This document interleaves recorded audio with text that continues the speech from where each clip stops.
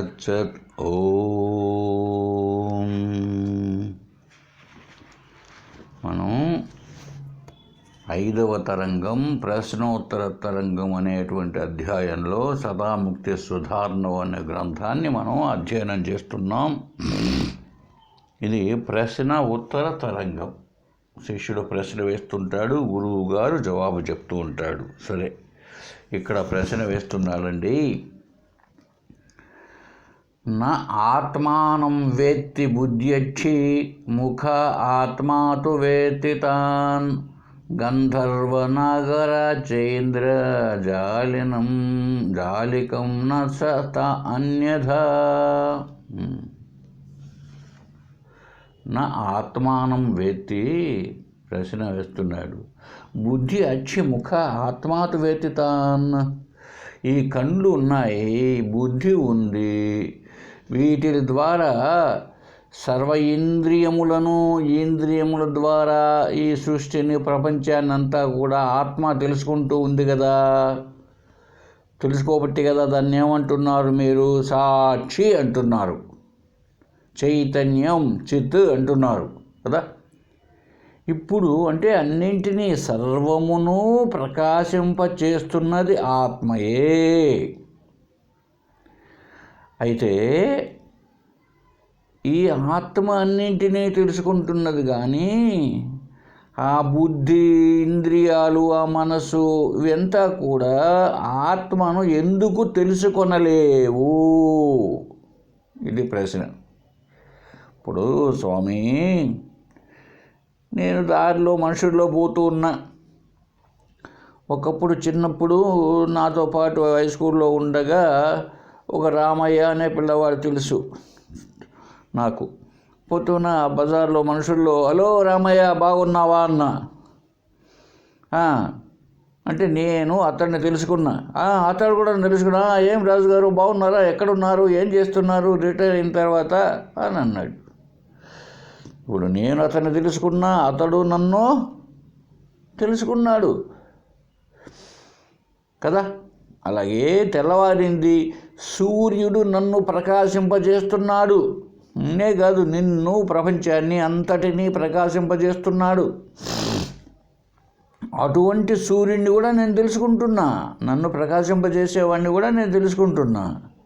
మరి ఈ ఆత్మ అన్నది అన్నింటినీ ప్రకాశింపజేస్తున్నది, అంటే అన్నింటినీ తెలుసుకుంటున్నది, తనే జ్ఞాన స్వరూపము. మరి అటువంటి ఆత్మను ఈ మనస్సు, బుద్ధి, ఇంద్రియాలు ఇవంతా ఆత్మను ఎందుకు తెలుసుకొనలేవు అన్న ప్రశ్న వేశాడండి. మంచి ప్రశ్నే. ఇప్పుడు సమాధానం ఇస్తున్నాడు. గంధర్వ నగరాచ ఇంద్రజాలికం. ఒక ఇంద్రజాలికుడు ఉన్నాడండి, గారడీ చేసేవాడు. వాడు రోడ్లో పెట్టేసి రకరకాల చూపిస్తున్నాడు. వాడు ఆకాశంలో ఒక నగరాన్ని కూడా చూపించాడు, ఒక తాళ్ళలో పామును చూపించాడు, ఒక ఖాళీ డబ్బాలో 4 రాళ్ళు వేసి గలగలగల అనే డబ్బులు కూడా చూపించాడు, రాళ్లను డబ్బులుగా చూపించాడు కదా.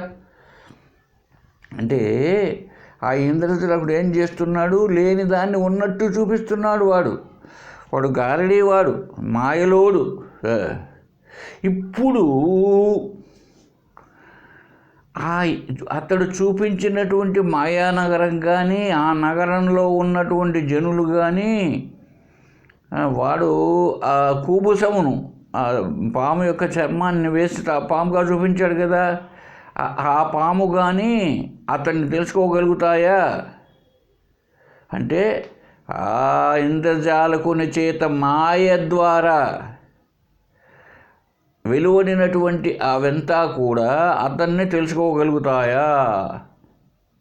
తెలుసుకోలేవు. ఎందుకని? అది సత్యంగా అయితే తెలుసుకుండు. ఆత్మయందు కల్పింపబడినటువంటి జగత్తు, ఆత్మచేత కల్పించబడినటువంటిదే జగత్తంతా. ఆత్మచే ప్రకాశిస్తుందే కానీ, ఆత్మచేతనే తెలియబడుతుంది కానీ ఆత్మను విషయీకరించడం ఉండదు కదా. ఇది ఆత్మ అని ఈ వస్తువులన్నీ తెలుసుకోలేవు కదా. అంటే ఆత్మను తెలుసుకోవడం ఉండదు కదా అని సమాధానం ఇచ్చాడండి. బాగానే ఉంది సమాధానం, అర్థమైంటుంది మనకు ఇప్పటికి. ఇప్పుడు సర్వమును ప్రకాశింపజేయునది, సర్వసాక్షి, సర్వజ్ఞత్వము కలిగినటువంటిది ఆత్మ. అటువంటి పరిస్థితులు ఇవన్నీ ప్రకాశ్యములు, ఇవి ఆత్మను ఎలా తెలుసుకుంటాయి అన్నాడు అండి. బాగానే ఉంది ఈ ప్రశ్న సమాధానం నిజమే. ఒక్కసారి ఇలా లౌకికమైన ఉదాహరణల ద్వారా కాకుండా మనము ఆధ్యాత్మిక స్థాయిలో ఆలోచిద్దాం. చూడండి, ఇప్పుడు ఒకవేళ ఆత్మ చైతన్యము ఈ రాళ్లను, రప్పలను, కొండలను, కోనలను, మనుషులను అందరినీ ప్రకాశింపజేస్తున్నది, తెలుసుకుంటున్నది కదా. ఇవి దాన్ని తెలుసుకోవడం లేదు అన్నాడు. ఒకవేళ నువ్వన్నట్టు ఇవన్నీ తెలుసుకుంటున్నాయి ఆత్మను అని సపోజ్ అంటే ఏమవుతుందో ఒక్కసారి విచారణ చేస్తా చూడవు. ఆత్మ విచారణగా ఎప్పుడు కూడా తెలుసుకొను దానిని విషయి లేక జ్ఞాత లేక ద్రష్ట అంటారు కదా. తెలియబడు దానిని విషయము లేక జ్ఞేయము అంటున్నారు కదా. ఈ పదాలు జ్ఞాపకం ఉంచుకుందాం. ఇప్పుడు మనం పదాలు ఉంచుకొని ఆధ్యాత్మిక విషయమైన తర్కం చేద్దాం. విషయి ఒక్కడుంటాడు, విషయములు అనేకము. ఈ మాటను కూడా అంగీకరిద్దాం. శాస్త్రరీత్యా శాస్త్రం చెప్పింది మనం ఎన్నోసార్లు కూడా చెప్పుకున్నాం. ఆత్మ విషయి. ఈ లోకమంతా కూడా, లోకంలో ఉండే విషయ వస్తువులన్నీ అవేంటి? విషయములు. సరే, నువ్వన్నట్టు ఈ విషయములు ఆబ్జెక్ట్సు, విషయిని అంటే సబ్జెక్టును అంటే ఆత్మను తెలుసుకుంటున్నాయేమో అందామా. అప్పుడు విషయి కాస్త ఏమవుతుంది? విషయిగా ఉండకుండా విషయము అయిపోతుంది. ఎప్పుడైతే విషయము అన్నామో అది జడము అవుతుంది, జ్ఞానం కాదు ఇంకా. ఎప్పుడైతే అది జడము అవుతుందో దేశకాల వస్తు పరిచ్ఛేదములకు అంటే ఒక ప్రదేశానికి ఒక కాలంలో ఇంకొక వస్తువు చేత పరిమితి చేయబడుతుంది. విషయములు అనేటప్పటికీ ఒక రూపనామాలు చెంది ఉంటాయి, పరిమితి కలిగి ఉంటాయి. ఏదైతే పరిమితి కలిగి విషయములుగా ఉంటాయో అవి సత్యములు కావు, అంటే ఎల్లప్పటికీ ఉండవు. అంటే ఒక కాలంలో ఉంటాయి, ఒక కాలంలో నశిస్తాయి కదా. ఇప్పుడు నువ్వున్నట్టు ఈ విషయములు విషయ అయినటువంటి ఆత్మను తెలుసుకుంటున్నాయి అంటే అప్పుడు అది ఆత్మ కాదు. ఎందుకు? ఆత్మ ఎల్లప్పటికీ ఉంటుంది, నశించేది కాదు. అది జ్ఞానము. అది ఒకప్పుడు తెలియబడునది కాదు, అది జ్ఞానము, ఎప్పటికీ తెలుసుకునే లక్షణం. అది దుఃఖము కాదు, అది ఆనందం, ఎప్పటికీ ఆనంద స్వరూపం. చూసామా ఎంత డేంజరస్ వస్తుందో? మళ్ళీ మళ్ళీ మళ్ళీ బాగా విచారణ చేయండి ఈ పాయింట్ను. కాబట్టి అయితే మరి అంటున్నారు కదండి, ఆ ప్రహ్లాదుడు తపస్సు చేసేటప్పటికి అనేటప్పటికో ఇంకొక ఆయన తపస్సు చేసేటప్పటికో దేవుడు వచ్చి కనిపించాడు కదా. మీరు చెప్పేది ఎట్లా పోసుకుతుంది అని నువ్వు నాకు ప్రశ్న వేస్తావు. ఏమని? ఆయన దేవుడు కదా, దేవుడు కనిపించాడు కదా కళ్ళకు, అంటే అప్పుడు ఆయన కూడా విషయి కాకుండా విషయము అయిపోయినాడు కదా. ఎస్ ఎస్ ఎస్ అందువల్లే కదా ఆయన అంతటా వ్యాపించలేడు. నువ్వు చెప్పే ఆయన అంతటా వ్యాపించలేడు. ఆయన ఇక్కడ గజేంద్రుడికి ఇక్కడ కనపడుతున్నాడంటే ఆయన వైకుంఠము వదిలి వచ్చినాడు. వదిలి వచ్చినాడంటే సర్వత్రా ఉండేవాడు కాదు, ఆయన లిమిటెడ్ ఫెలో. అందుకే హిరణ్యకశిపుల రాక్షసులు వస్తే నేను చచ్చిపోతాను హో అని పరిగెత్తినాడు, తెలుసా నీకు? మర్చిపోయినావు నువ్వు. సరిగా పురాణాలు సరిగా లేదు నీకు, పురాణాలు తెలియవు, ఏమీ తెలియక నువ్వు మాట్లాడుతూ ఉంటావు. ఆయన ఆత్మని ఎవరు చెప్పారు? ఆయన్ను ఒక ఆకారంతో, ఆయన కూడా ఒక ఆకారంతో ఉంటే ఆయన పరిమితి కదా. ఎందుకు? ఆయన కనిపించిన గజేంద్రుడు కనిపించే ఆయన కైలాసం నుంచి రాలేదు, సాకేతలోకం నుంచి రాలేదు, సత్యలోకం నుంచి రాలేదు. ఎక్కడి నుంచి వచ్చాడు? వైకుంఠం నుంచి వచ్చాడు. కాబట్టి వైకుంఠ లోకానికి ఆయన పరిమితి. ఆయన జ్ఞానము కాదే, ఆయనకు సంపూర్ణ జ్ఞానము కాదు. ఎందుకు కాదు? ఏదైనా డౌట్ చూస్తే నారదుడు నడుతున్నాడు, ఏమయ్యా నారద, భూలోకంలో పలానా చోట్ల పలానా రాజుగారు బాగున్నారా? సరే, ఆయన ఆనందంలో లేడు, ఆయన భగవంతుడు లేడు. ఎందుకు? అప్పుడప్పుడు దుఃఖం కలుగుతూ ఉంటుంది. ఇప్పుడు గజేంద్రుడు దుఃఖపడి కదా ప్రార్థన చేసింది, లావుకింతయు లేదు ధైర్యమున్ విలోలంబయ్యే, ప్రాణంబుల్టావులు దప్పెను మూర్ఛ వచ్చే తను ఉండస్సేనని చేసేటప్పటికి అక్కడెక్కడో వాళ్ళ మెసేజ్తో ఏదో ఆడుకుంటూ ఉన్న ఆయన పరిగెత్తినాడు అక్కడి నుంచి. అంటే అర్థం ఏమిటి? ఆయనకు కూడా పరిపూర్ణ ఆనందం లేదు. నువ్వు అలా అర్థం చేసుకోకు, పురాణ భాష కాదు ఇది, ఇది వేదాంతం. వేదాంతంలో ఆత్మ అంటే ఆకారం లేదు. ఆయనకు ఒక ఆకారం ఉంది కదా, శ్లోకం చెప్తున్నావే పొద్దున లేస్తూనే, శాంతాకారం భుజగశయనం పద్మనాభం సురేశం అని. మరి ఆత్మకు ఆకారం ఉన్నదా? లేదు.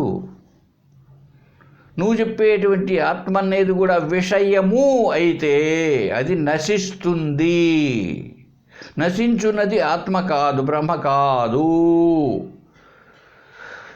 ఏమండి, ఎంత చూడండి, ఒక్కసారి ఆలోచించు చూడు బాబు నువ్వు. కనుకనే ఆత్మ ఎప్పటికీ కనిపించదు, తెలియబడదు. మరి కనపడతా, అది కనపడింది అని చెబుతున్నారు కదండి. అది అన్నిటినీ ప్రకాశింపజేస్తున్నది. నిజానికి ఆత్మ యొక్క ప్రకాశమునందు ఉన్నది వేరు వస్తువులు కాదు, భ్రాంతిచే నీకు వేరుగా కనపడుతున్నవి. అది కూడా భ్రాంతి చేత వేరుగా కనపడుతున్నవి, సత్యంగా కాదు. అసలు కనిపించేటివి కూడా సత్యంగా కాదు. ఆ ఆత్మ చైతన్యాన్ని అరువు తెచ్చుకొని భ్రాంతి చేత ఆయా రూపాలుగా కనపడుతున్నాయి నీ కల్పన చేత. అందుకే సాధనా మార్గం ఒకటి చెప్పారు చూడండి. న ఇదం కల్పితత్వాన్న సత్యం రజ్జౌ దృష్టౌ వ్యాలవత్ స్వప్నవచ్చ ఇత్థం దృశ్యం సాధుయుక్త్యా వ్యపోహ్య జ్ఞేయః పశ్చాత్ ఏకభావస్తయోర్యః. ఏకభావంతో ఉండు నాయనా నువ్వు. ఎందుకు? రజ్జువునందు సర్పం కనపడతా ఉన్నది. ఏమి అది ఆ పాము సత్యమా?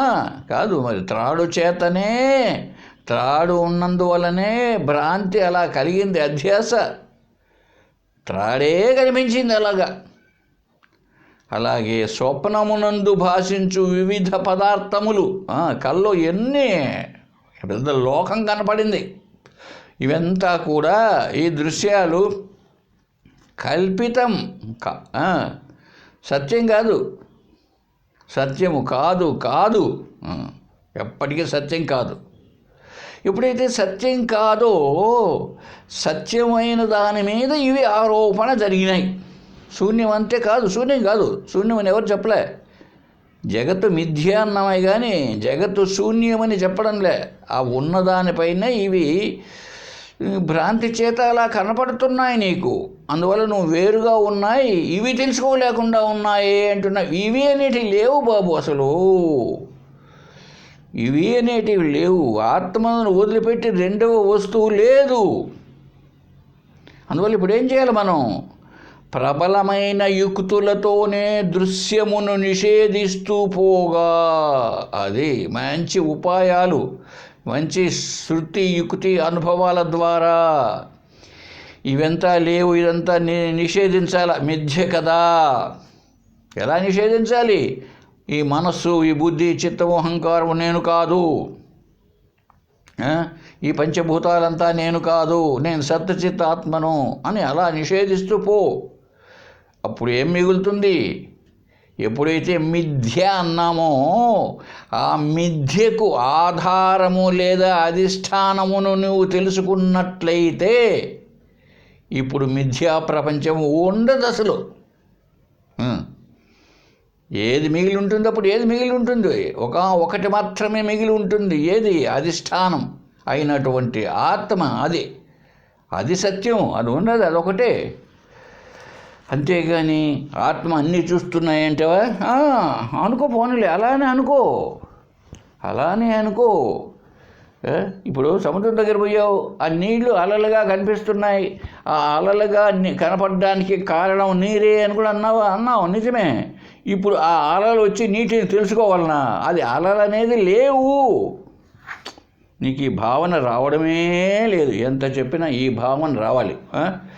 అలలనేటి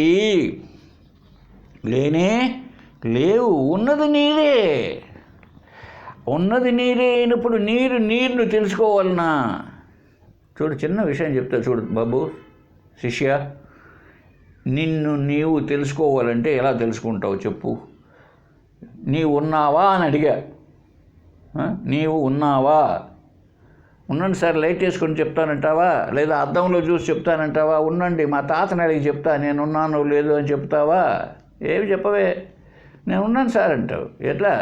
నిన్ను నీవు తెలుసుకోవడానికి ఇంకొక దాని ద్వారా తెలుసుకోవడం అనవసరం.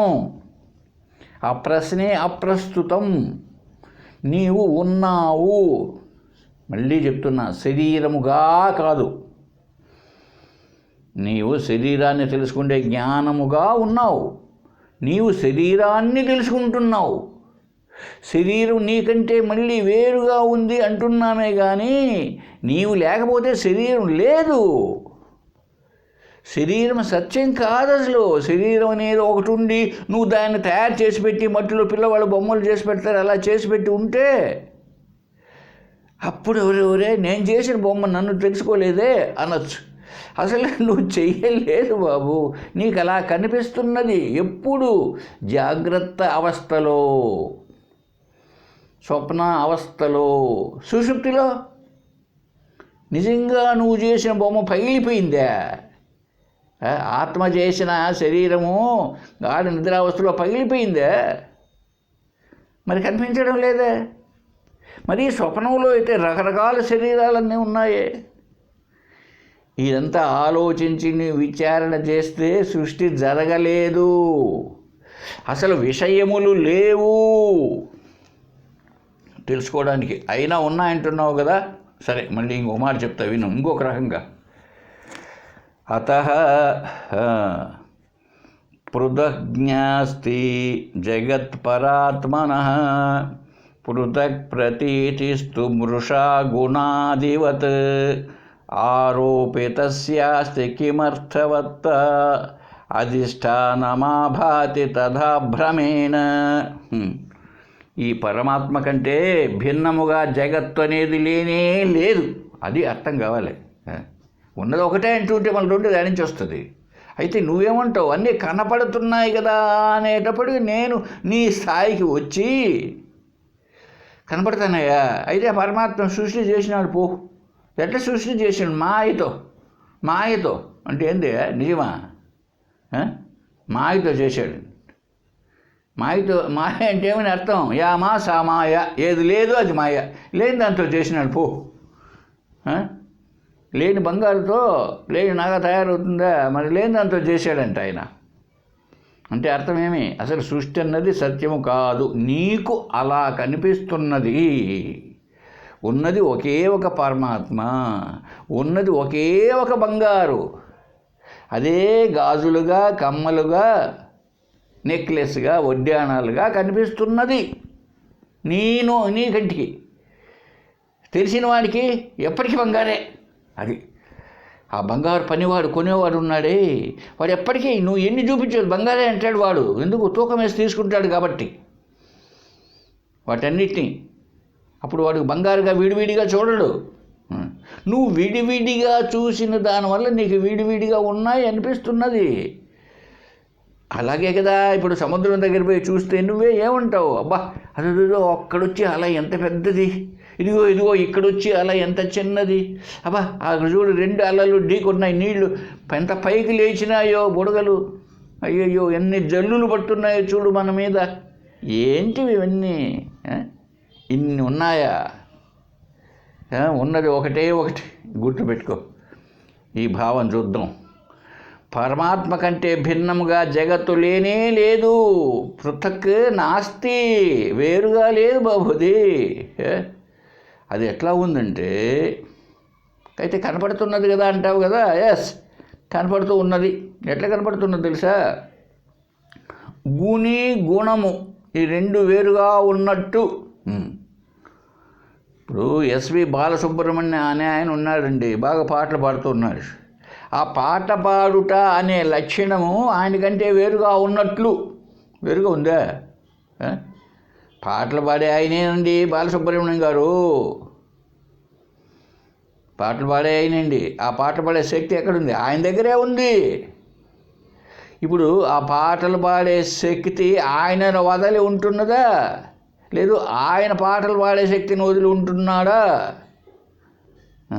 అయితే నువ్వేమంటావు? ఆయన పాటలు పాడినప్పుడు ఆహా ఎంత శక్తి ఉన్నదో ఆయనలో అని అంటున్నావు నువ్వు. మిగిలినప్పుడు లేకుండా ఇప్పుడు పుట్టిందే ఆయనలో, ఎప్పటికీ ఉంది. ఎప్పటికీ లేకపోతే ఇప్పుడు పుట్టలేదు ఆ సంగీత శక్తి ఆయనలో. బాగా అర్థం చేసుకో. కాబట్టి గుణము కలవాడు కానీ గుణము కలది కానీ గుణం కంటే వేరుగా కనపడితే తప్పది. అది మిథ్య. అది మిథ్య అలా కనపడ్డం. అలాగే ఇప్పుడు ఈ జగత్తంతా ఆరోపిత వస్తువు, అధిష్టానము మీద ఆరోపించబడి ఉన్నది. ఇదే అద్వైతం అంటే. ఉన్నది ఒకటే, అనేకంగా కనపడుతున్నది అంతే. ఉన్నది ఒకటే, లేకపోతే అద్వైతానికి చేటు. ఉపనిషత్తు చెప్పడం తప్పు అయిపోతుంది అప్పుడు. చూడు ఎట్లా ఉంటుందో వేదం. కాబట్టి ఆరోపిత వస్తువునకు వాస్తవికత ఉంటుందా తమ్ముడు? నువ్వు ఆరోపించావయ్యా, దానికి అది నిజమా? వాస్తవంగా ఉందా? నెక్లెస్ అనేది వాస్తవంగా ఉందా? నువ్వు అను నెక్లెస్ అని. వాస్తవంగా నెక్లెస్, బంగారు నెక్లెస్ అనేది వాస్తవంగా ఉందా? లేదు, బంగారే నెక్లెస్గా ఉన్నది. ఆత్మయే అంటే సత్ చిత్ ఆనందమే రూపనామాలు అనే డ్రెస్ వేసుకొని ఉంది. చాలా ఇంకా కావాలన్నా విషయం. అస్థి భాతి ప్రియం అన్నదే అదే బ్రహ్మ, అదే రూపనామాలుగా ఉంది. ఎందుకు ఉండాలి అట్లే ఉండకూడదా? ఎస్. ఎప్పుడైనా మనం మామూలుగా వాడుకలో చెప్పుకుంటే జ్ఞానం విస్తరించి ఉన్నప్పుడు, ముందే చెప్పినాం చాలాసార్లు, అంతా జ్ఞానమే ఎక్కువ స్థాయిలో ఏదైతే ఉంటుందో, ఏ లక్షణం అయితే ఉంటుందో అది ప్రస్ఫుటం అవుతూ ఉంటుందండి బయట. అది తన పాటికి తాను ఉండలేదు. అది ఇప్పుడు చిన్న తొట్టులో ఉంది, అలలు వస్తాయా చెప్పండి? నీరే కదా, మరి నీరే కదా అలలుగా రావాలి కదండి. ఒక తొట్టు ఉందండి, రావాలి కదా మరి నీరే, అది నీరే అంటే ఇది నీరు కొద్దిగా కనుక రావడం లేదు. అది అపారమైనది, ఎంతో లోతైనది జలరాశి అనేటప్పటికీ ఏమైంది దాంట్లో?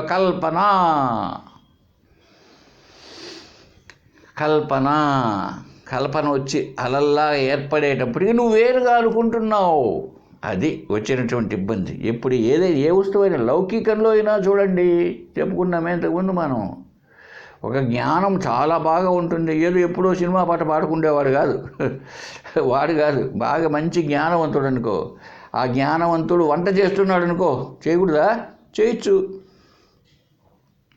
బాగా జ్ఞానం కలిగిన వంట చేస్తూ ఉంటే కూడా సంగీతం పాట పాడుకుంటూ వంట చేస్తాడు.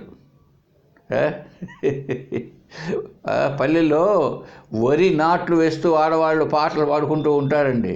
చేసేదేమో వరి నాటు. ఎందుకని ఆ సంగీతం వాళ్ళలో ఉన్నది, వెలువడుతున్నది, లేకుండా రావడంలే. ఆ సంగీతము వాళ్ళలోను. అలాగే ఈ మాయ లేదా ఈ అవిద్య, అజ్ఞానము అన్నది పరమాత్మతో పాటే ఉన్నది, పరబ్రహ్మతో పాటే ఉన్నది. ఆ శక్తి వ్యక్తం ఎప్పుడైతే అవుతుందో అది ఒక జగత్తుగా కనిపిస్తున్నది. వ్యక్తమైనప్పుడు జగత్తుగా కనిపిస్తున్నది, కానీ నిజానికి వ్యక్తం కానప్పుడు ఏని. ఇప్పుడు ఒక అమ్మగారు ఉన్నారండి, పొద్దున్నే హాయి ఊరికినే ఉన్నారు. ఒక్కసారి ఏమనుకుందో తెలుసా? రేపు ఉదయానికి ఎందుకు అనుకోవాలా? ఊరికే ఉండొచ్చు కదా. లేదు, ఆమెకు మంచి జ్ఞానం ఉంది. జ్ఞానం ఉంది కాబట్టి ఏమనుకుంది? రేపు ఉదయం నేను కారం దోశ చెయ్యాలా అనుకున్నదండి. టకటకన బియ్యం నానబోయడం, మినబేడ నానబోయడం చేసేసింది. ఆ పిండి రుబ్బు పెట్టేసింది. ఉదయం అవుతానే ఆ పాత్ర పెట్టేసి పెనం పెట్టేసింది. బాగా దోశ వేసేసింది. దానిపైన కారం, పప్పుల పొడి అంతా వేసేసింది. ఇప్పుడు ఆ సృష్టి ఎట్లొచ్చింది చెప్పండి? ఆ దోశ ఎట్లొచ్చింది? మరి అందరిలో రాలేదే. ఆమెలో ఆ కారం దోశో, మసాలా దోశో, ఇంకొక పెసరట్టో ఇవంతటికి చెందిన జ్ఞానం ఉన్నది. ఆ జ్ఞానమే సృష్టి చేసింది. అది సత్యమా? ఆమెలో నుంచి వ్యక్తమైంది అంతే. అది అంతకుముందు జ్ఞాన రూపేణా ఉన్నది, ఇప్పుడు వస్తు రూపేణా వ్యక్తమైంది కదా. అలాగే పరమాత్మ కంటే జగత్తు వేరుగా లేదు. అందుకే సర్వం బ్రహ్మమయం రే సర్వం బ్రహ్మమయం అన్నాడు సదాశివ బ్రహ్మేంద్రులు. అంతా పరమాత్మయే, అంతా సత్యచిత్తానందమే, ఒకటే. అలాగా కనిపిస్తున్నది. గాఢ నిద్రలో నువ్వే నీ లోపల చేర్చేసుకున్నావు. అప్పుడు ఏమైంది? జగత్తు లేకుండా పోలే, అవ్యక్తంగా నీలో ఉన్నది. మెలక వస్తానే అదంతా బయటకు వచ్చేసింది. కనుక ఆరోపిత వస్తువుకు వాస్తవికత లేదు. అది సత్యం కాదు. సత్యం కాదంటే అది మిథ్య. కనుక అయితే ఎట్లా ఉంది అది? అధిష్టానమే భ్రాంతి చేత ఆ విధంగా వాస్తవికమైన దాని వలె కనిపిస్తున్నది. ఆధారంగా ఉన్న వస్తువు ఏదో. ఎప్పుడు కూడా రెండు ఉంటాయి, కారణము, కార్యము. ఎన్నోసార్లు చెప్పుకున్నాం విషయం ఎందుకు ఇప్పుడు. కాబట్టి అధిష్టానమైనదే భ్రాంతి వల్ల ఆ రకాలుగా కనిపిస్తున్నది. అంతేగాని నువ్వేసిన ప్రశ్న అన్నట్లు వాడు ఇంద్రజాలకుడు, వాడు అన్నీ తయారు చేశాడు కదా, వాడికి కనపడుతున్నాయి కదా వాడు చేసిన ఇంద్రజాల వస్తువులన్నీ. మరి అవంతా కూడా వాడిని తెలుసుకుంటాయి అంటే తెలుసుకొనలేవు. ఎందుకు? అవి సత్యం కాదు, వాడి జ్ఞానంలో నుంచి వచ్చినాయి. అతడి జ్ఞానములో నుంచి ఇంద్రజాల శక్తి అన్నది వాడిలోనే ఉన్నది. అది బయటకు వచ్చింది. ఇప్పుడు బయటకు వస్తానే పుట్టలో పాము ఉందండి, పుట్టలోంచి పాము వస్తాను ఇప్పుడు వచ్చిందే. లోపల ఉన్నదే బయటకు వచ్చింది. ఎక్కడ ఉన్నది? ఆత్మజ్ఞానంలో ఉన్నది సృష్టి అంతా. కాబట్టి ఇది బాగా గుర్తుండిపోవాలి. అంతేగాని ఈ జగత్తు ఆత్మను తెలుసుకోవడం, జగత్తు ఆత్మను ఎలా తెలుసుకుంటుంది? అది ఆరోపించబడింది. ఇంకా చెప్పాడు చూడండి ఈ విషయాన్ని బాగా. మనం ఉన్నది ఒకే ఒక పరమాత్మ. భ్రాంతస్య యద్యద్భ్రమతం ప్రణీతం బ్రహ్మైవ తద్రజతం హి సుక్తి ఇదంతయా బ్రహ్మ సతైవ రూప్యతే త్వారోపితం బ్రహ్మని నామమాత్రం. ఇప్పుడు భ్రాంతిలో ఉన్నాడు అనుకోండి ఒకడు, వారికి అజ్ఞానంతో అంతా కనపడతా ఉంది. ఇదిగో ఇక్కడ కుక్క కనపడింది, నక్క కనపడింది, అది కొండ కనపడుతుంది, అది చెట్టు కనపడుతున్నది. ఇవంతా సత్యం అనుకుంటూ ఉంటాడు వాడు. ఎందుకు? రూపనామాలతో కనపడేటప్పటికి ఒక్కసారి వాడు వాడు సత్యం అనుకున్న దాన్ని ఒక్కొక్క దాన్ని విచారణ చేసి చూడు. బ్రహ్మం అంటే ఏం చెప్పుకున్నాం? అస్థి భాతి ప్రియం. ఇప్పుడు ఆ చెట్టులో ఉన్నదేంటి? అస్థి భాతి ప్రియం ప్లస్ నామరూపాలు.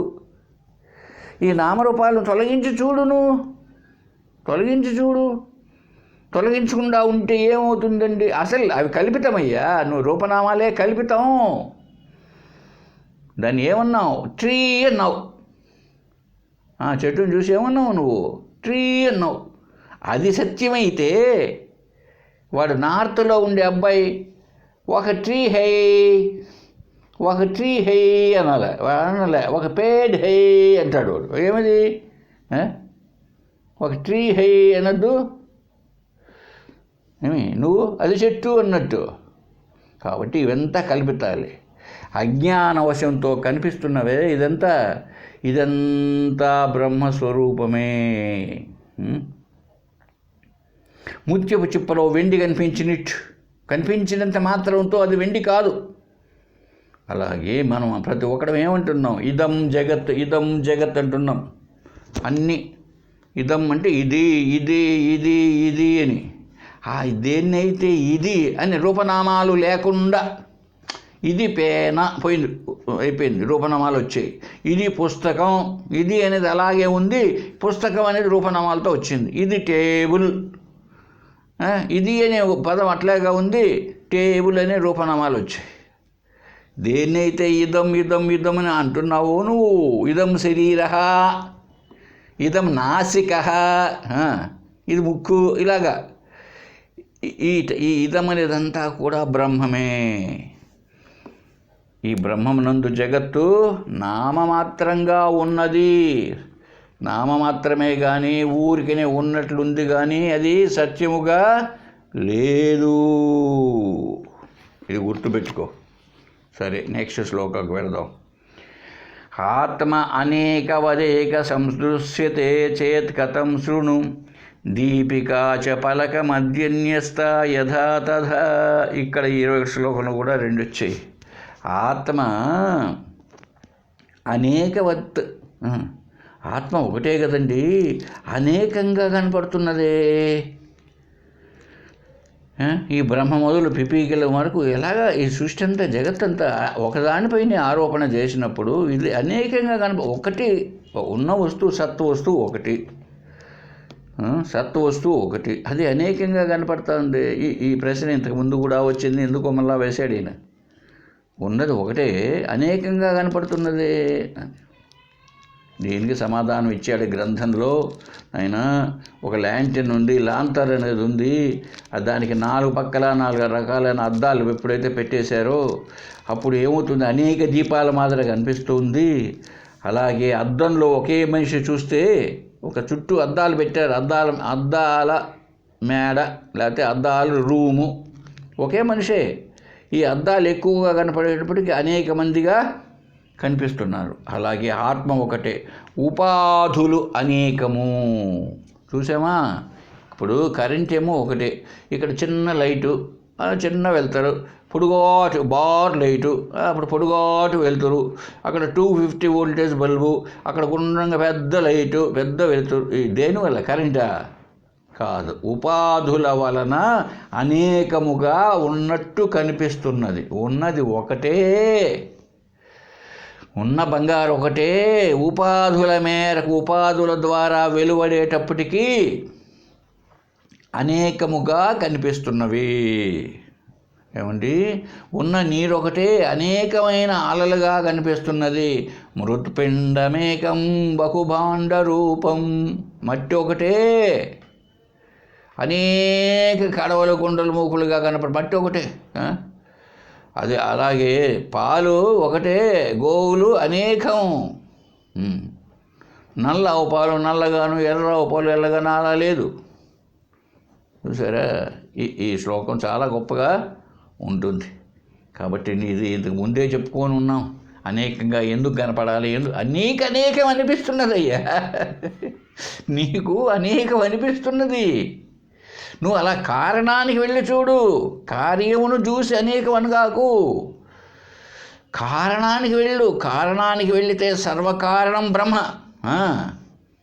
అన్ని కారణాలకి ఆధారమైన ఆత్మస్వరూపం సత్యచిత్తానందం. విడివిడిగా చూస్తున్నావు నువ్వు, ఒక్కొక్క వస్తువును విడిగా చూస్తున్నావు. స్టాప్కి వెళ్ళు. ఏ వస్తువుకైనా ఆది కారణం ఏమిటో, ఆది నారాయణుడు ఏమిటో ఆయనే ఆదినారాయణుడు. ఒకడే అయినటప్పుడు మరి ఒకడే ఉంటే అదే కదా అన్నీ కావాలా. ఒకటే ఉంటే ఇంతకు ముందే చెప్పుకున్నాం, అమ్మగారికి ఇడ్లీ చేయాలని బుద్ధి పుట్టింది, పిండి నూరింది పాత్రలో, పిండి అంతా ఒకటే. పొద్దున్న 50 ఇడ్లీలు అయినాయి. ఈ 50 ఇడ్లీలు ఎక్కడున్నాయి? ఆ పిండిలో లేవా? లేనిది రాదు. పెద్ద సూత్రం, ఎప్పటికీ లేనిది రాదు. కాబట్టి అవ్యక్తముగా ఉన్నవి. కాబట్టి పిండి లక్షణాలు ఏమిటో ఇడ్లీ లక్షణాలు కూడా అలాగే ఉంటాయి. లక్షణాలు ఉపాదాన కారణమునకు ఏ లక్షణములు ఉన్నావో సృష్టి చేయబడిన పదార్థమునకు కూడా అదే లక్షణాలే ఉంటాయి. కనుక ఉపాదాన కారణం ఏమిటి? బ్రహ్మ, సత్చితానందం. కనిపించేదంతా అదే. నీకు ఇంకొక రూపనామాలతో కనపడుతూ ఉండవచ్చు, ఇది గుర్తుపెట్టుకో. కనుక ఏం చెప్పాడు ఇప్పుడు? ఉండేదంతా ఒకటేనైనా, భ్రాంతి చేత అలా కనపడుతున్నది. అంత మాత్రము చేత నువ్వు వేరుగా ఉంది అని అనుకోవాకు. కాబట్టి వేరు అనే ప్రశ్న రాదు ఇక్కడ. ఈ విషయంగా మనం బాగా విచారణ చేసి చూద్దాం. సరే, తర్వాత ప్రశ్న చూద్దాం. భ్రాంతిర్న జాయతే తుల్యా సర్వేషాం ఆత్మనీతి చేత్ రజ్జౌధారా సర్పదండ భ్రాంతివద్భిన్న రూపత. కరెక్టేనండి, పోనీలే, అది కూడా ఒప్పుకుందాం. ఒక్క దాంట్లో ఒకే దానివల్ల అందరికీ కూడా భ్రాంతి కలుగుతున్నది అని అనుకుందాంలే. అయితే అందరికీ సమానంగా భ్రాంతి కనపడాలి కదా. ఒకే ఆత్మ యందు భ్రాంతి ఏర్పడింది, జగత్తు కనపడిందండి. మరి అందరికీ సమానంగా కనిపించాలి కదా అన్నారు. అది దానికి చెప్తున్నాడు, అలాంటిది ఏమి లేదయ్యా, నువ్వు అనుకుండేదే పొరపాటు. ఉన్నది త్రాడే. నిన్ననో ఉదయమో చెప్పాను. ఏమని? ముందు పోతున్న రామయ్యకు పాముగా కనిపించింది, వెనక ఉన్న సోమయ్యకు పూలమాలగా కనిపించినది, అతడి వెనకలు ఉన్నటువంటి కిష్టయ్యకు నీటి చారగా కనిపించినది, అతని వెనకలున్న గోవిందయ్యకు గుడ్డ వేలికగా కనిపించినది. లేదే, ఉన్న తాడే. ఈ రోజు కనపడ్డంలే, తెలియలే నీకు. కాబట్టి భ్రాంతి అని ఎప్పుడైతే భ్రాంతి అన్నావో అది వాస్తవికత కాదు, సత్యము కాదు. వాడి బుద్ధిలో తోచిన విధంగా వాడు భావిస్తాడండి. అంతే కదా. ఇప్పుడు ఒకడికి టీ ఇష్టం, ఒకడికి కాఫీ ఇష్టం, చెప్పుకున్నామే నిన్నమే. ఎందుకు అట్లా? ఎందుకు? ఇప్పుడు మా ఇంట్లో ఇడ్లీ చేస్తే మాకు ఇష్టం, మా మనవాళ్ళకు దోశ చేసి కారం వేసి చేసి మసాలా దోశ చేస్తే వాడికి ఇష్టం. ఎందుకు? అదే అజ్ఞానము. ఎందుకు అన్నది అజ్ఞానం. అది బాగుంటుంది, అదే ఎందుకు బాగుంటుంది, అది ఎందుకు బాగుంటుంది, ఇది ఎందుకు బాగుండదు చెప్పలేడండి ఆన్సరు. దానికి ఆన్సర్ లేదు, నిల్లు. ఎందుకు? అదే అజ్ఞానం. వాళ్ళ బుద్ధిలో ఏ అజ్ఞానం అయితే కనిపిస్తున్నదో దాని మేరకు కనిపిస్తుంది. అదే కదా. వాళ్ళ గత జన్మల నుంచి ఎంతెంత వాసనలు పేరుకొని పోయి ఉన్నవో తలలో, మెదడులో, మనసులో ఆ రూపేణా కనపడుతూ ఉంటుంది భ్రాంతి కూడా. అంతేగాని ఉన్నది ఒకటే కదా, అందరికి సమానంగా కనపడాలి కదా. ఒక ఆయన ప్రేమచంద్ అని హిందీలో గొప్ప కవి ఉండేవాడు. ఆయనకి 2 కుమారులంట. 2 కుమారులో పెద్దవాడు ఐఏఎస్ అయ్యాడు, పెద్దవాడు కలెక్టర్ ఆఫీస్లో క్లర్క్ అయ్యాడు, చిన్నవాడు ఐఏఎస్ కలెక్టర్ అయినా అంట. ఎందుకైనాడు? అదేనే అజ్ఞానం. దానికి కారణం లేదు, అజ్ఞానమునకు కారణం లేదు. ఎందుకని?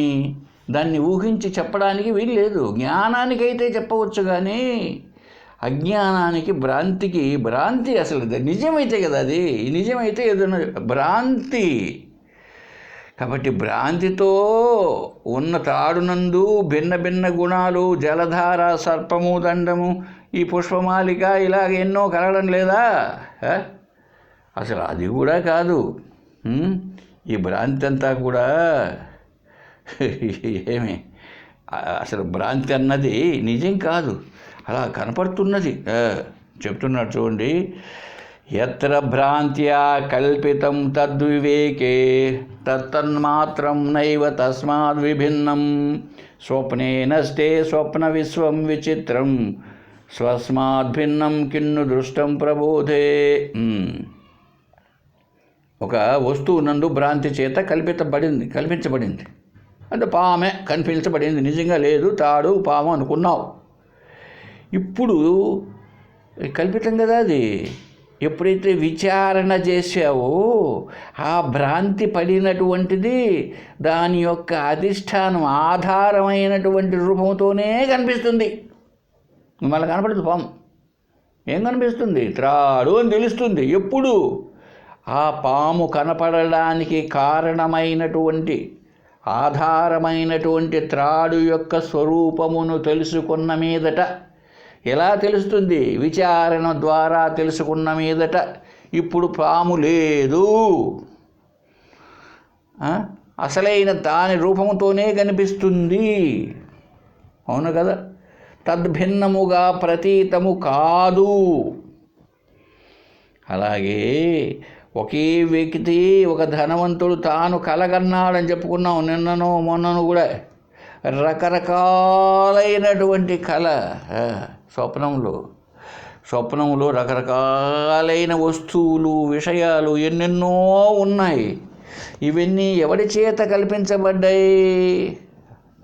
ఆత్మ అనేటువంటి నీవు స్వప్నము అనేటువంటి మరుగుపడేటప్పటికీ, నీ స్వరూపంలో కాదు, నీ స్వరూపం మరుగుపడేటప్పటికీ ఆ స్వప్నమంతా కనిపించింది. ఇప్పుడు ఒక్కసారి జాగ్రత్తావస్థలోకి మెలకువలోకి వచ్చావనుకో, ఇప్పుడు ఆ స్వప్న ప్రపంచం అంతా నిజంగా ఉన్నదా? నీకంటే వేరుగా లేదు, నీవే ఉన్నావు, నీకంటే వేరుగా లేదు. అలాగే ఈ జాగ్రత్త ప్రపంచము కూడా నీకంటే వేరుగా లేదు. నీవు చూస్తేనే ప్రపంచం ఉన్నది, నీవు చూడకపోతే ప్రపంచం లేదు. ఒకప్పుడు ప్రపంచం లేకుండా ఎట్టపోయింది సార్ అన్నాడు ఒక ఆయన, ఒక మహానుభావుడు. ఆయనది రాజంపేట టౌనే, ఒక చిన్న గురువు గారు ఆయన. మీరు రాజంపేట తెలుసా అండి? తెలుసండి అన్నాడు. నేను రాజంపేటలో పుట్టాను, 60 ఏళ్ళ వరకు జీవించాను, నాకు రాజంపేట తెలియకపోతే ఏంటి, తెలియకుండా ఎట్లా పోయింది సార్? భలే చెప్తారు మీరు. సాతపల్లిలో ఉన్న పుల్లిగాడి ఇల్లు నీకు తెలుసా అని ప్రశ్న వేసిన. ఉలకలే పలకలేదు ఆయన. అంటే ఏమని అర్థం? ఆయనకు తెలియలే. ఏమండి, రాజంపేటలోనే పుట్టినారు, రాజంపేటలోనే చదువుకున్నారు, రాజంపేటలోనే పెరిగినారు, రిటైర్ అయ్యి రాజంపేటలో ఉన్న పుల్లిగాడులు చెప్పలేదేం మీరు? అంటే ఏమిటి? నీ మనస్సు, నీ చూపు, నీ భావాలు ఎక్కడెక్కడికి వెళ్ళినాయో అక్కడక్కడ నీకు తెలుసు. అంతేగాని సత్యంగా ఏముందో నీకు తెలియదు. అంటే ఏంటి అర్థం? నీవు భావించినది నీకుంది. ఇదే జాగ్రత్త అవస్థ కూడా అంతేనండి. ఇది సత్యం సత్యం సత్యం అని మొత్తుకుంటూ ఉంటారు ద్వైతులంతా. సత్యం కాకుండా ఎట్లా పోయింది, సత్యం కాకుండా ఎట్లా పోయింది? ఆ సాతపల్లి పుల్లిగాడిలు ఎక్కడ పోయింది? మాయమైపోయిందా? ఎవరినాడని చెప్తాడు, అది కాదు సార్ వాళ్ళ ఇల్లుని. మరి నీకెందుకు తెలీదు? ఇక్కడ పుట్టావే అంటే అర్థం ఏమిటి? నీ ఇంద్రియములు, నీ మనస్సు, నీ బుద్ధి దేనిపైన ప్రసరించితే అది నీ లోపలికి వస్తుంది ఆ ప్రపంచం అవ్యక్తంగా. అప్పుడు చెప్పగలుగుతావు, అంతేగాని సత్యము కాదు. ఈ 2 అవస్థలు గాఢ నిద్రలో లేవు కనుక నిజంగానే ఉన్నటివి కాదు. ఒకప్పుడుండి ఒకప్పుడు లేకపోతే అది లేనిదే. ఏమండి, ఉందనడానికి ఆధారం లేదు అక్కడ. ఉంటే ఎట్లుండాలి? ఎప్పటికీ ఉండాలి. అలా లేకుండా ఒక కాలములో ఉండి ఒక కాలములో లేనిది, మధ్యకాలములో కూడా లేనిదే. ఆది అంతములందు లేనిది, మధ్యలో కూడా లేనిదే. అందువల్లనే జాగ్రత్తావస్థ కూడా లేనిదే. ఎందుకు? జాగ్రత్త స్వప్నావస్థలు 2 కూడా గాఢ నిద్రలో లేవు కనుక మధ్యలో కూడా ఉన్నప్పుడు పుట్టినప్పుడు ఉన్నాయి, పోతూ ఉన్నాయి అంటే సత్యమని ఎలా అంటావు? మరి సత్యంగా అనేది కనిపిస్తున్నదే అంటావు నువ్వు. ఇప్పుడు అది ఎప్పుడు కనిపిస్తున్నది? నీవు మనసు పెట్టి చూస్తే. అంతేనండి, నిజంగా లేరు వాళ్ళంతా. నాకు లేకపోవచ్చండి, మీకు ఉంటుంది కదా. అవునయ్యా, నీవు, నేను, అతడు, ఆమె, ఇది, అది సర్వనామాలు కాదు, ప్రోనౌన్స్ కాదు. మేము చెప్పేది నీకు తెలుస్తున్నదా అంటే నీ శరీరానికి అని కాదు, నీ దగ్గర ఉన్న జ్ఞానానికి అని అర్థం చేసుకో.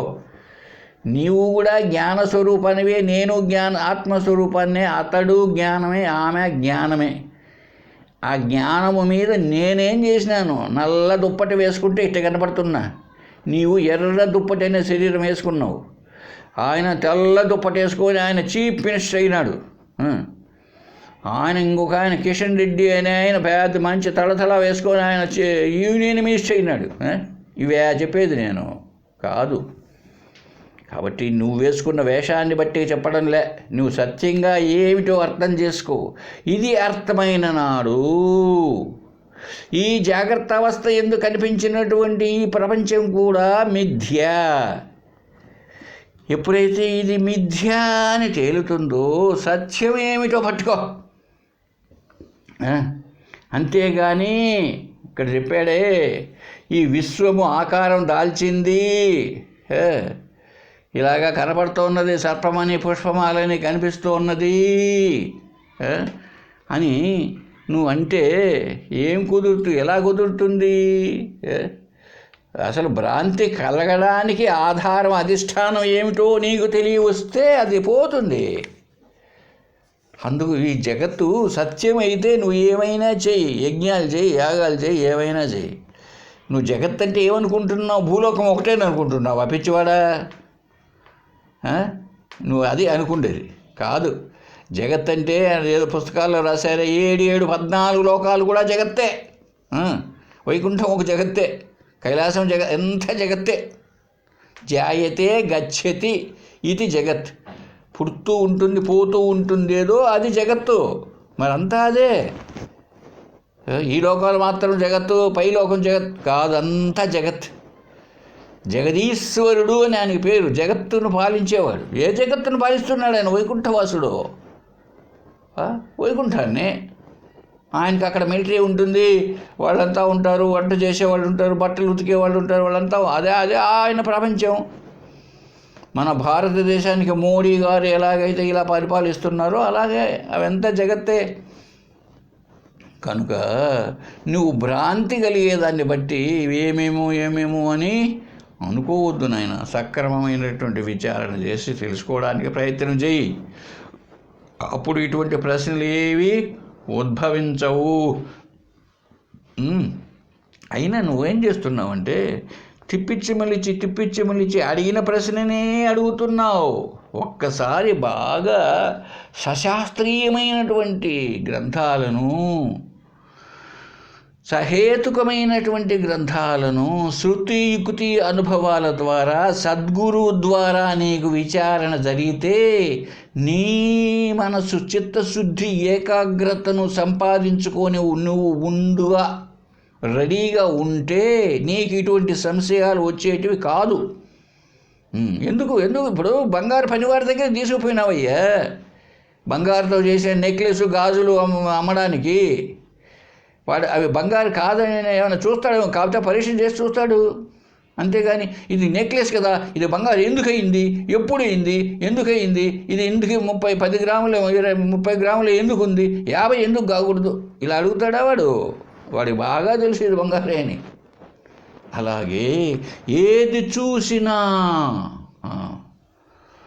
ప్రహ్లాదుడికి అలా కనిపించేదండి పరమాత్మ. ఎక్కడ చూసినా, నీళ్ళల్లో చూసినా, కొండల్లో చూసినా, కోనల్లో చూసినా, ఎక్కడ చూసినా పరమాత్మ తత్వం గోచరించింది. అంతేకాదు నారాయణుడు గోచరించింటే ఆయన కూడా గోవిందాను. ఎందుకు? అది పరమాత్మ తత్వం అనిపించుకోదు. ఒక ప్రాంతంలో ఉండి ఒక ప్రాంతంలో లేనివాడు సర్వజ్ఞుడు ఎలా అవుతాడు చెప్పండి? సర్వజ్ఞత్వం అంటే సర్వత్రా వ్యాపించి ఉండాలి. కాకపోతే మన ధ్యానానికి, మన జపానికి ఇంతకుముందు ఎక్కడో యోగ వాసిష్టంలో చెప్పుకున్నామే, మూఢజనులకు వాళ్ళకు సహాయపడడానికి మనం కల్పించుకున్నాం. ఎస్, మంచిది, చాలా మంచిది కల్పించుకోవడంలే. 1వ తరగతిలో పిల్లవానికి వాడికి ఏనుగు తెలియదు, ఈ రాసి ఎలిఫెంట్ రాయడంలే రాస్తున్నాం. B for bat, C for cat. చూసామా? ఇవంతా ఏంది? వాడి పిల్లిని చూడలే ముందు, చూసి వాడు తెలుసు పిల్లని. మరి పిల్లిని తెలిసిన వాడికి ఎందుకు అనాలా? ఇంగ్లీష్ నేర్పాలి కాబట్టి. ఈ విషయాన్ని బాగా నువ్వు మంచి మంచి గ్రంథాలను అధ్యయనం చేయి, గురువు దగ్గర బాగా తోడ్పడుతుంది. హరి ఓం తత్సత్. పూర్ణమదః పూర్ణమిదం పూర్ణాత్ పూర్ణముదచ్యతే పూర్ణస్య పూర్ణమాదాయ పూర్ణమేవావశిష్యతే. ఓం శాంతి శాంతి శాంతి. హరి ఓం తత్సత్.